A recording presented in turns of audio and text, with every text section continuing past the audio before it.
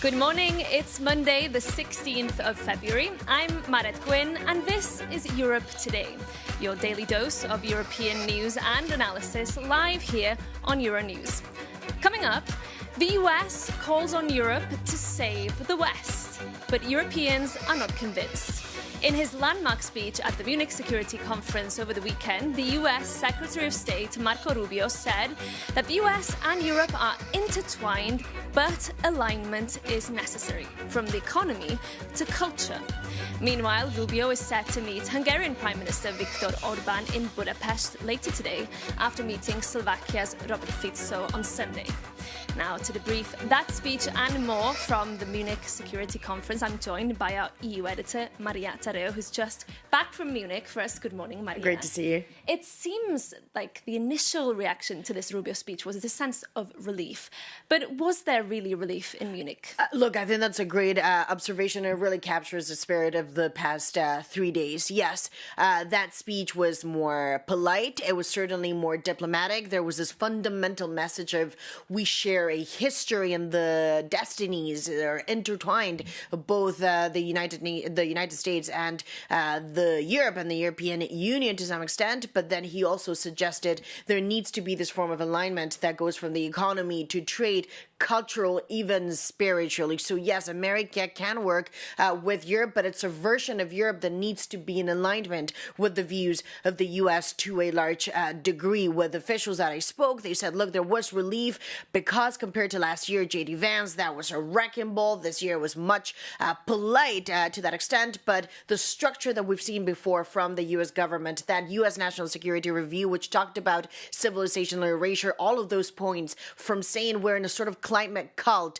the idea of wokeness, mass migration. This is not a minor issue. Marco Rubio told the Munich Security Conference, all of that was present there. At the same time, then you had the Europeans. Emmanuel Macron talked about this idea of a Europe that has been vilified and caricatured. The Chancellor Merz, who said at this point the leadership of the U.S. is being contested. It is not clear that the U.S. will lead the world. And then, of course, Kaja Kallas, I was at a panel with her. I should note, Kaja Kallas had a bit of a revival over the weekend because she was pushing back. She was really the voice that said there's a number of things that we cannot agree. It's important that our destinies are intertwined, sure, but there are things we clearly don't see eye to eye. So she was very vocal to that extent. And there was a moment also in this panel, which hopefully we can put up on the screen, and I want to read to you. This was to obviously questions that we put about the sense of relief and the response to the Marco Rubio speech. And she said, contrary to what some may say, this woke, decadent Europe is not facing civilizational erasure.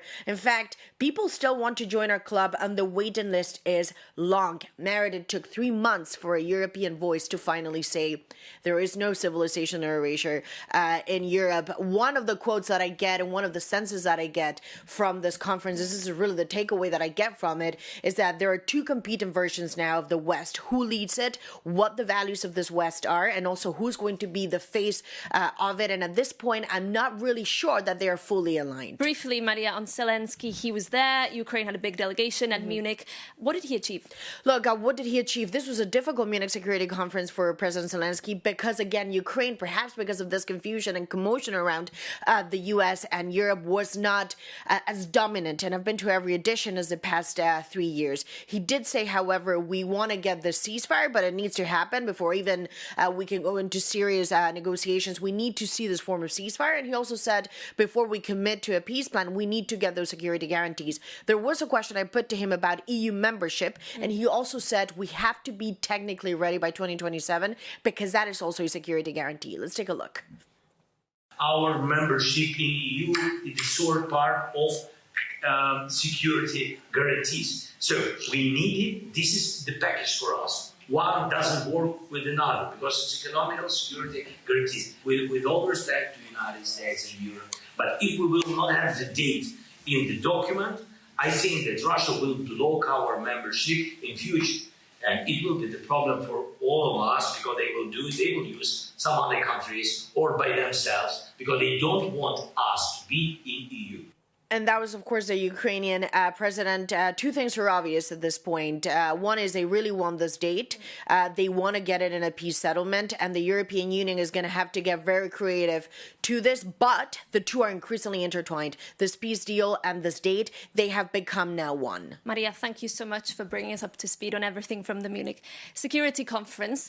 And to discuss all of this further, I'm glad to say we're joined now by Fabrice Potier, the CEO of Rasmussen Global, who previously also served as Director of Policy Planning for the NATO alliance. Sir, welcome. It's great to have you on the show this morning. Now, I'd like to get your take first on Rubio's Munich speech. Were you reassured when he spoke of an intertwined destiny for the US and Europe? Or does Europe still need to realize it cannot do it alone and needs a plan B for its security? I would say it's probably both. There was clearly a feeling of calm before the next tempest, where obviously Rubio cast a tone that was much more friendly than the previous US speaker at the previous MSC, J.D. Vance, who really kind of opened almost hostility against Europe. However, I think nobody was naive in thinking that this is not an olive branch. This is just a way to make the past few months a bit less painful. But clearly the road ahead, as I mentioned, this is calm before the next tempest, because the road ahead is still made of many differences. I think Ukraine is still lurking very much around the corner in terms of big US-Europe Ukraine difference, and Greenland is not completely, in a way, solved. And I think the Danish Prime Minister was pretty clear about that.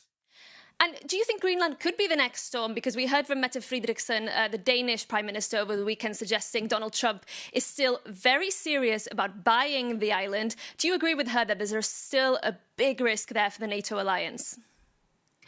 But clearly, the problem is there's a mismatch between what the Danes, the Europeans are trying to do, which is to improve support to Greenland, both on the security and the economic front, which is a rational way of addressing possible vulnerabilities out there. And the US president who just takes a very emotional, personal view that he just wants to own that piece of estate. He's thinking like a Manhattan real estate mogul, so he doesn't take a very rational approach to it, and that's the mismatch that I think the Danes are trying to manage with a diplomatic process. How long the diplomatic process is going to keep things together, this is the big question mark. I think we have to be ready for the next crisis, and clearly the show of unity by the Europeans in addressing the US threat on Greenland worked once and may have to work another time, but we will have to be willing to put even more skin in this game. You obviously shaped NATO policy for many years. Do you think there's a real crisis within the HQ here in Brussels? You know, we heard EU leaders, von der Leyen, talking about reactivating the EU's own defence clause over the weekend, seemingly because they cannot rely on NATO's Article 5. Is the NATO alliance, as we've known it for decades, now dead? It's gone. Well, I think it's not reactivating the EU mutual defence clause, it's making it real as a start, because it's never been taken really seriously. But on your NATO question, I think we are entering the age of parallel universes where NATO is still going to be there.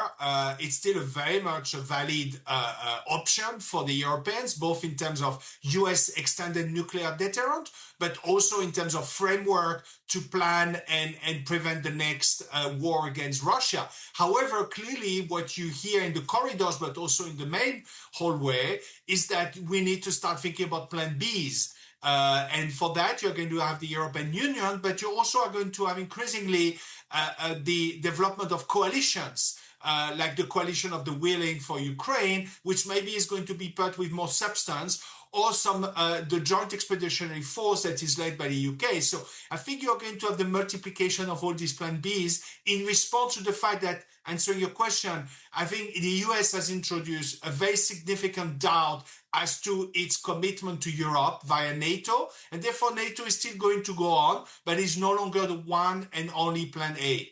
Fabrice Potier, that's all we have time for this morning, but thank you so much for coming on and joining us and sharing your insights. Now, as we mentioned there, the President of the European Commission said in Munich over the weekend that the EU needs to bring its own mutual defence clause to life, saying you change or you die. Our reporter Jakob Jannes has been scouring through the EU treaties in search of this little-known mutual defence clause. Did you know the EU has its own mutual defense clause? Your reporter didn't. But suddenly, it is the hottest topic in Europe.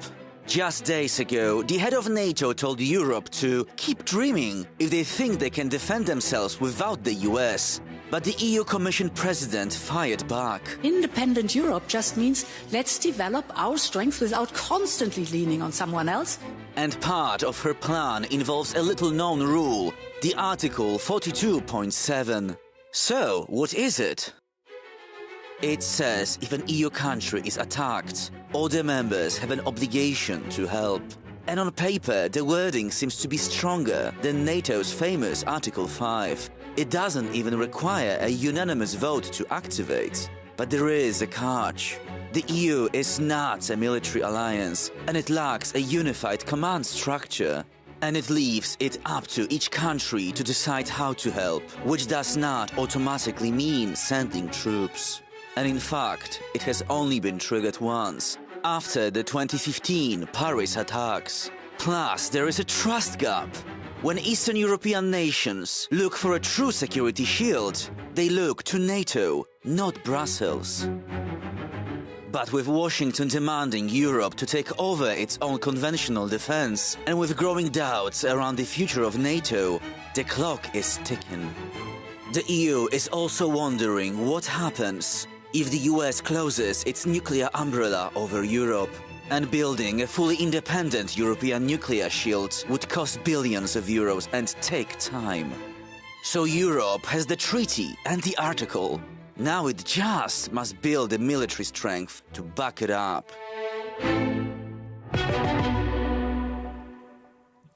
Jakob Jannes reporting there. Now, as we just heard, European leaders are reigniting the debate on a common European nuclear umbrella amid the continued threats from Russia and eroding trust in the US. Joining me in the studio to explain more is our defence reporter, Alice Tidy, also freshly back from Munich for us. Good morning. Alice, lots of Europeans talking about this over the weekend, the need for a common, homegrown European nuclear deterrence. Why now? Well, basically, the Europeans, although they've gone to great lengths over the past week to say that they believe that the US is fully committed to NATO, that they believe it is committed today, tomorrow, that it will be in 10 years, that it will be in 20 years, there's still a lot of concerns over that commitment. I mean, remember that last year, Washington cast doubt over its commitment to Article 5, so Europeans responded by more than doubling their spending target within the alliance. And yet this year, we had Trump saying that he would forcefully seize Greenland. So that cast a lot of doubt over the very existence of NATO. And obviously, the US has also said that he wants to pull back, but there's a lot of unsaid yet over how that partial pullback would happen and whether or not this could include the nuclear deterrent, right?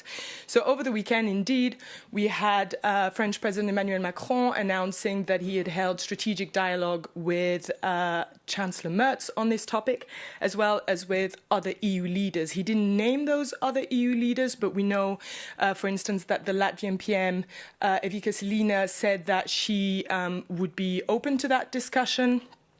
We also had the Polish president yesterday telling Polish media that he wants his armed forces to look into the nuclear potential.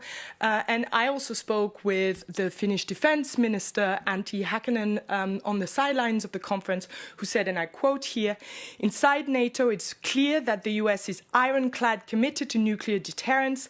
It's good news if the European nuclear states are investing to build up even stronger nuclear capabilities, but to compensate compensate the US, that's not the question now. So Finland would be open, but again, this European deterrent would have to complement the US and not compensate it. So it's clearly an idea gaining traction among European leaders. But at the same time, Alice, it's still very, very divisive, this question of nuclear rearmament. And we heard from the Spanish Prime Minister Pedro Sanchez clearly voicing some reservations about this. Yes, indeed. Sanchez was at the Munich conference and he made it clear he is not for nuclear rearmament. In fact, he said that the nuclear deterrence is far too costly, far too risky, is far too risky way of avoiding conflict. And he said that what it involves, the risks it involves, are actually more of a gamble than a guarantee for European security. Clearly still some divided opinions on that subject, but thank you so much for bringing us that update. Moving on now to something completely different. The Berlin Film Festival has only been running for a few days, yet already there is significant controversy over comments made by members of the jury. To explain, we can cross over now to Berlin, where our correspondent Laura Fleischmann is standing by for us, I believe. Laura, good morning. Bring us up to speed. What has been happening here? Well, at first, everything seemed to go smoothly at the Berlinale, but then a German journalist asked a question at a press conference with the jury of the festival. He accused them of what he called selective solidarity only with Iranians and Ukrainians, but not with Palestinians. And one of the festival's jurors then responded that there are many conflicts going on worldwide that don't get any attention at the festival either. But what really sparked controversy was the response by Wim Wenders. He is the president of the jury and a very famous German filmmaker. He said that the festival is a counterweight to politics, and this even led an Indian writer to pull out from the festival altogether. But let's hear what Wim Wenders actually said at the press conference. We have to stay out of politics, because if we made movies that are dedicatedly political, we enter the field of politics, but we are the counterweight to politics. We are the opposite of politics. We have to do the work of people and not the work of politicians. Yes, and Laura, it's also true to say that these film festivals, including the Berlinale, are usually highly political, very politically charged. Why the sudden change in tone here? Indeed, the Berlinale is known as a highly political film festival, and it still is. There are many political statements being made on the red carpet, at press conferences, but the change in tone could be due to Germany's history, especially in regards to the Holocaust and in regards to World War II. Israel is a highly sensitive topic here in Germany, and this could be the reason why Wim Wenders is hesitant in regards to Palestine and in politics in general. But it could also be due to anti-Semitism being linked to some pro-Palestinian protests here in Germany. There are anti-Jewish chants, there are anti-Jewish and anti-Israel signs at some protests that aren't against the government but against the whole country's existence. So this could be a reason why movie makers and actors don't want to be linked to this topic, perhaps. And also there has been a spike in anti-Semitism as of recently here in Germany. And the festival's director, Trisha Tuttle, even came out and supported Wim Wenders after the controversy. She said that it is, as of recently, oftentimes expected of movie makers and actors to make political statements, but they're mainly at the film festival to promote their work, their movies. They want to talk about what they did. They don't want to talk about politics, perhaps, and it is their right of free speech to talk about whatever they please. They can decide to not talk about politics, but and they can also decide to talk about them, but they get criticized either way. That's what Trisha Tuttle said after the controversy broke loose. Laura, thank you so much for that update on the controversy surrounding the Berlinale Film Festival in Berlin. But that's it from us for today. We'll be back at the same time, same place tomorrow. In the meantime, if you want to read more about the stories we covered on today's show and all the other breaking news from Europe, remember to stay up to date on our website, Euronews.com. Thank you so much for tuning in, and we hope to see you soon here on Euronews.